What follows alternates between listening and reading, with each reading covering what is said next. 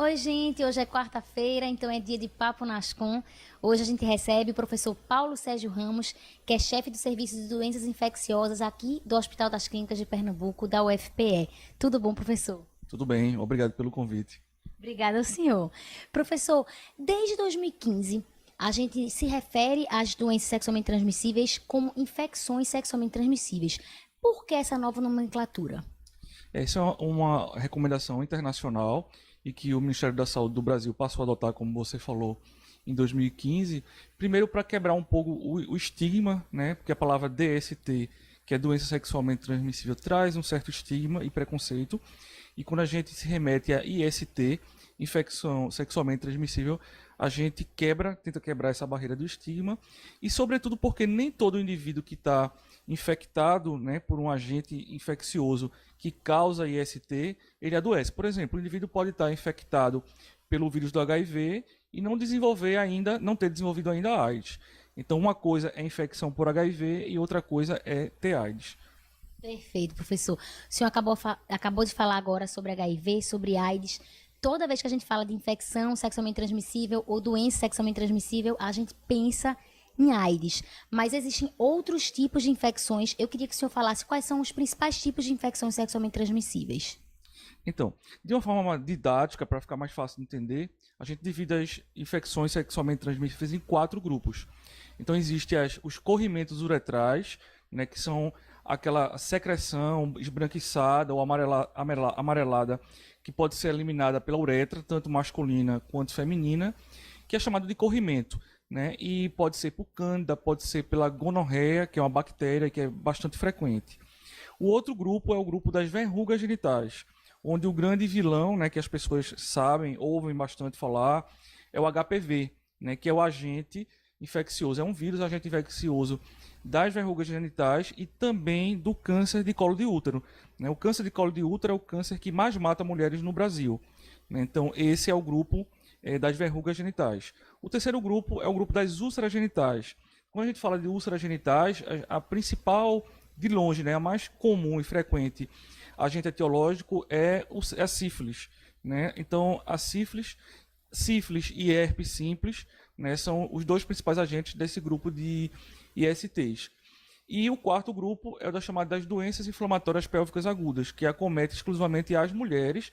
Então, são mulheres que adquirem bactérias, né, através do ato sexual, e essas bactérias elas migram da vagina para o útero, né, e fazem coleções purulentas no útero ou nos anexos, que pode inclusive ser causa importante de esterilidade na população feminina. Perfeito. E aí o HIV não está dentro desses quatro maiores grupos, professor, ou tá? O HIV ele não está dentro desses grupos, né? A gente coloca o HIV, a hepatite B e a hepatite C num outro grupo, porque pode ser transmitido não só pelo ato sexual, né? Aliás, principalmente pelo ato sexual, mas existem também outras formas de contágio, né? Então, através de transfusão de sangue contaminado, claro que isso é uma possibilidade muito remota, né, nesses últimos anos, mas pode ser pelo compartilhamento de agulhas contaminadas em usuário de drogas injetáveis e também tatuagens, né, quando o tatuador não tem o cuidado de descartar a agulha entre um usuário e outro. Certo. E aí, como o senhor falou, o sexo é a principal maneira de infecção. Então, a prevenção é principalmente por esse meio. Então, quais são as principais formas de prevenção? Exatamente, é importante que fique bem claro isso, né, que eu diria que 90% ou mais das causas das ISTs globalmente é o sexo desprotegido. Então são homens e mulheres, né, que praticam ato sexual sem o uso do preservativo, seja o preservativo masculino ou o preservativo feminino. E aí existe um pouco o estigma em relação ao preservativo feminino. Como é que ele deve ser usado? Muitas mulheres dizem que é difícil de usar. Como é que ele deve ser usado e ele pode ser adquirido em posto de saúde? Como é que é a aquisição também desse preservativo feminino? Então, há muito tempo já que o Ministério da Saúde disponibiliza nas unidades básicas de saúde tanto o preservativo masculino quanto o feminino. Então, o feminino, é interessante que essa mulher que vai ter essa unidade básica, ela procure um enfermeiro ou médico que vai dar as informações da forma correta de utilizar. E é muito importante para as mulheres, porque no momento da parceria sexual, né, caso o homem ele não traga o preservativo masculino, a camisinha, então a mulher tem que se apropriar, né, dessa responsabilidade, né, e ela ter o seu próprio preservativo. Porque se o parceiro masculino não quer, né, mas ela pode conduzir essa responsabilidade e usar o preservativo feminino. Perfeito. E a gente vem acompanhando um aumento de casos de sífilis no estado de Pernambuco. Como é que o senhor vê essa situação? O porquê desse aumento e o que é que deve ser feito para que isso não aconteça? Pois é, né? O Brasil vai mal em vários quesitos na área da saúde. E com relação a sífilis, isso é bem marcante. Então, o Brasil ele está no ranking, né, dos países que vem aumentando o número de casos de forma assim exponencial nesses últimos anos. E se dá por várias causas, é multifatorial. Então, se passa principalmente porque principalmente as pessoas mais jovens, não fazem sexo protegido e muitas vezes acham que sexo oral não é uma modalidade, né, uma forma de fazer sexo que traga riscos. E é sim. Né? Então, é muito fácil, através do sexo oral, haver a transmissão da bactéria de sífilis. Então, se passa pelo não uso do preservativo, ou seja, não ter sexo seguro. Se falta pela falta de informação, a gente acredita que o Ministério da Saúde precisa ter campanhas educativas voltadas para as populações de mais vulnerabilidade. Quem é essa população de maior vulnerabilidade?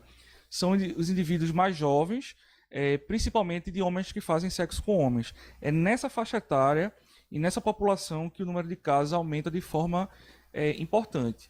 E outra forma muito importante de barrar a progressão dessa epidemia de sífilis é a questão do pré-natal. Então as mulheres precisam, né, durante a gravidez, fazer ao menos, no mínimo, 3 consultas com o obstetra.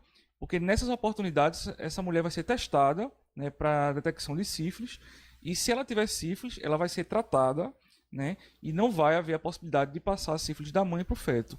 O Brasil ele está 15 vezes acima da meta da Organização Mundial de Saúde para que a gente possa caminhar para a erradicação da sífilis congênita. Meu Deus, é muito sério, realmente. E em relação ao que o senhor falou do sexo, de homens que fazem sexo com homens.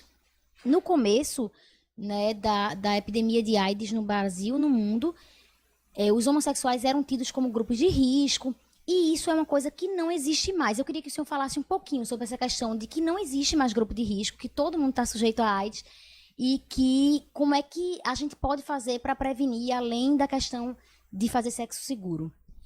A gente costuma confundir comportamento de risco com grupo de risco, né? Então, comportamento de risco não é exclusivo de homens que fazem sexo com homens. Na verdade, todo indivíduo que faça ou que tenha feito sexo sem uso de preservativo, né, até que prove o contrário, é um potencial portador do vírus do HIV, do vírus da hepatite B, da hepatite C. A outra questão é a questão de grupo de risco. Então, de fato, quando a gente olha para as estatísticas mais recentes, né, o grupo que vem crescendo, que vem aumentando de forma muito rápida o número de casos novos, é sim o grupo de pessoas jovens e principalmente de homens que fazem sexo com homens. Então, por isso que a gente tem certeza que as campanhas precisam ser realmente voltadas para essa população.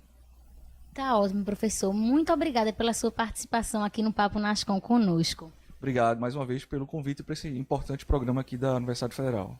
Obrigada, professor. É isso, gente. A gente conversou com o professor Paulo Sérgio Ramos, do HC, e quarta que vem tem mais Papo Nascom.